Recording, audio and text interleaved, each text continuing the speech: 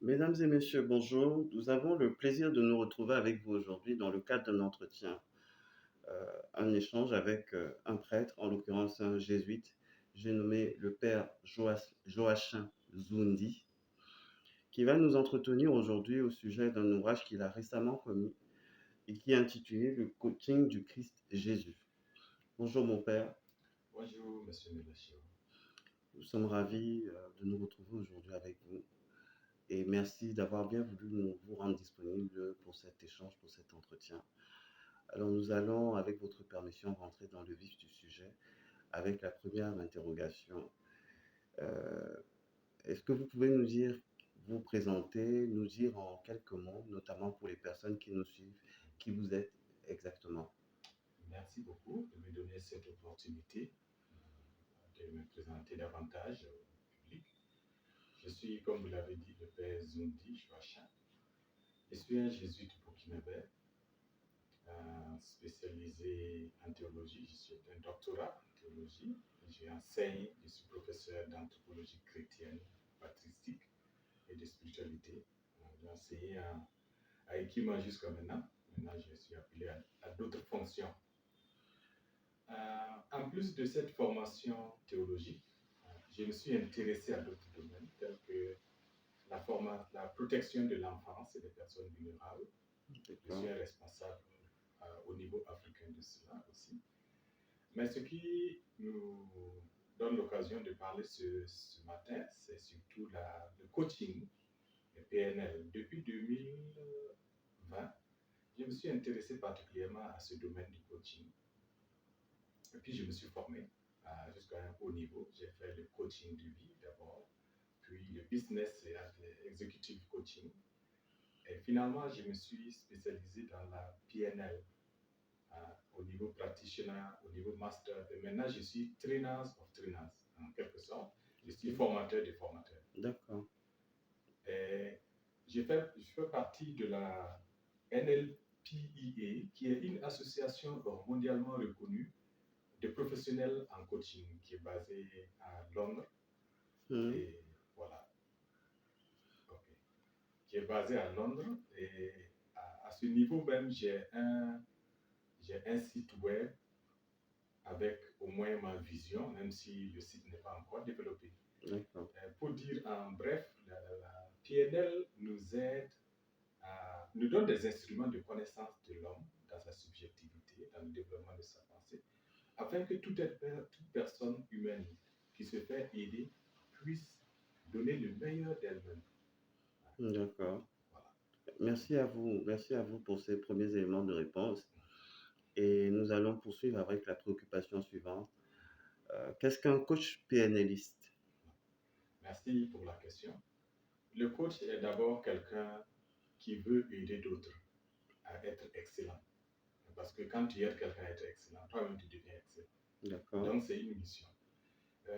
Quand le coach est PNListe, ça veut dire qu'il a un plus, il a un instrument technique, et pas seulement technique, mais un instrument de connaissance de l'homme ou de la femme, qui peuvent l'aider à aider efficacement l'autre, en modélisant les succès et en aidant à un changement.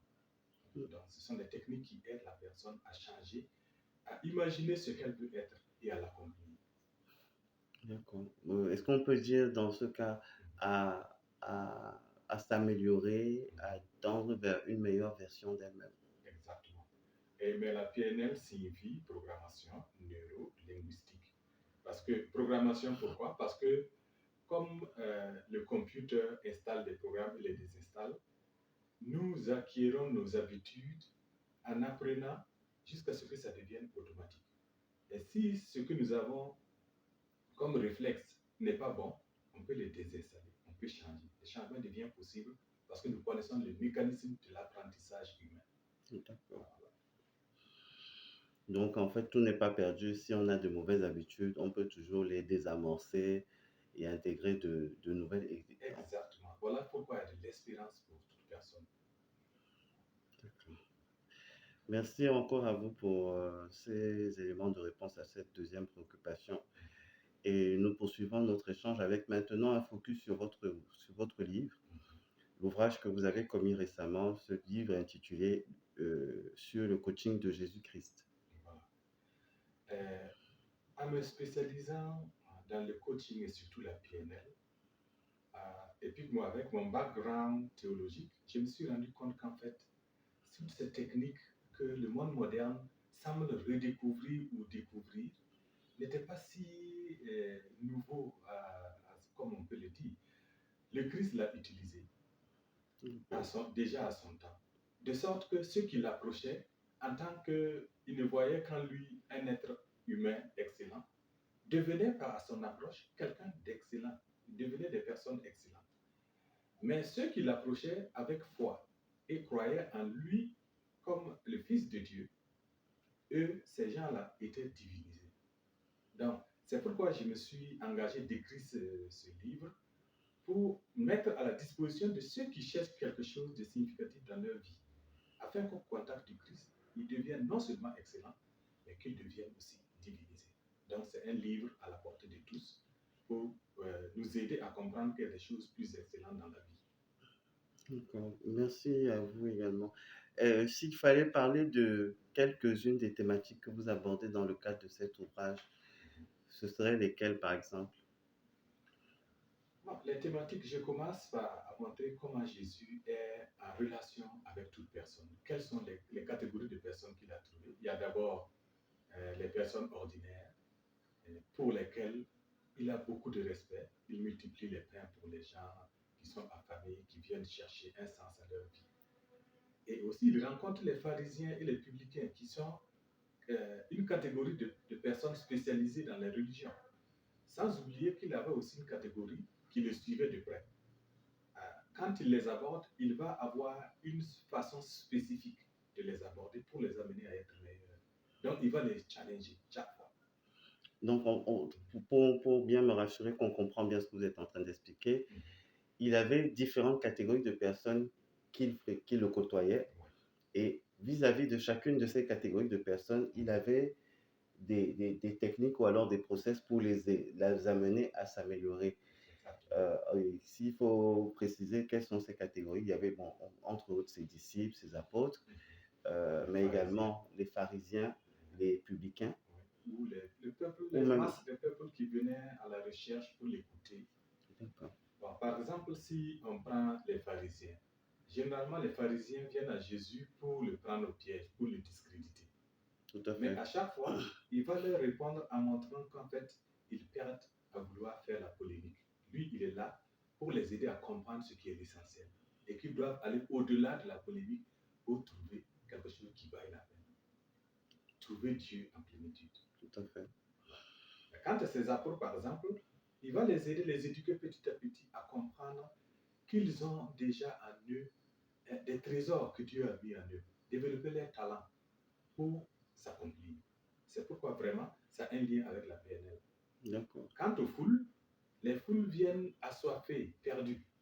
Il va les aider, les restaurer, les nourrir spirituellement, mais physiquement, il multiplie les pains avec eux. Et il va leur faire comprendre qu'il faut chercher la nourriture qui demeure en vie éternelle. Donc, dans tous les processus, il va nous défier à devenir excellents.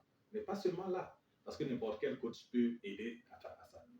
Ce que Jésus donne et qu'aucun coach ne peut donner, c'est qu'il nous conduit à la divinisation. Il nous rend non seulement meilleurs, mais il nous rend transparents de la vie même de Dieu. C'est tout ce que nous cherchons. Merci à vous, Père Joachim. Et nous poursuivons avec la préoccupation suivante. D'après vous, que peut apporter la PNL à une Afrique en mal de changement de paradigme? Justement, en faisant la PNL, je me suis rendu compte que la connaissance et la maîtrise des techniques PNL nous aident à aider l'Afrique. Aujourd'hui, quand vous regardez ce qui se passe sur le continent, il y a cette soif-là de changement. On en a marre de vivre dans la plainte, etc., etc. Et beaucoup de jeunes cherchent de nouveaux moyens pour que l'Afrique se développe. Et je trouve que la PNL, par exemple, nous donne des instruments pour ce changement. Mm. Par exemple, euh, euh, dans les présupposés de la PNL, par exemple, on dit toute personne humaine a en lui ou en elle toutes les ressources pour réussir. Tout à Rien fait. que pour commenter simplement ça, j'ai dit l'Africain qui redécouvre qu'en fait, au lieu de tendre la main à l'extérieur, de se déprécier, il devient conscient que, ah oui, le Seigneur a mis en moi des talents que je peux développer et que avec ça, je peux être excellent. Je peux compétir avec les gens dans un rapport win-win. Vous voyez ce que ça donne? L'Africain devient un compétiteur, un élément important dans le devenir du monde. Nous pouvons apporter notre contribution au monde au lieu de passer tout notre temps à nous plaindre, etc. etc. C'est bien noté. Merci, merci à vous, Père. Et nous abordons la dernière préoccupation de cet entretien. Si vous aviez un message à passer aux jeunes, que pouvez-vous dire aux jeunes et aux entrepreneurs africains? C'est une excellente demande. Pour les jeunes, surtout s'ils sont jeunes entrepreneurs, il faut qu'ils comprennent qu'ils ne sont pas des bannis, des damnés de la terre. Ils ont été créés et ils ont reçu les mêmes parts comme tout être humain. Et ils ont beaucoup à donner au monde. Ils doivent apprendre à se connaître, Tout à fait. à avoir un projet pour eux-mêmes, un projet pour l'humanité tout entière. Ne pas simplement se renfermer dans leur petit monde, mais se réaliser, devenir excellent, hein, croître pleinement. Et en ce moment-là, aider le monde entier à devenir la meilleure expression d'elle-même. Et c'est leur contribution au monde. Et je pense que la PNL est là justement pour accompagner ce processus pour qu'elle se réalise. Merci à vous, Père, pour cet échange, pour la disponibilité et pour les différents éléments d'éclairage que vous avez bien voulu partager avec nous, que ce soit sur la PNL ou même au sujet des thématiques que vous abordez dans cet ouvrage que vous avez commis récemment et que nous recommandons d'ailleurs vivement à toutes les personnes qui nous suivent.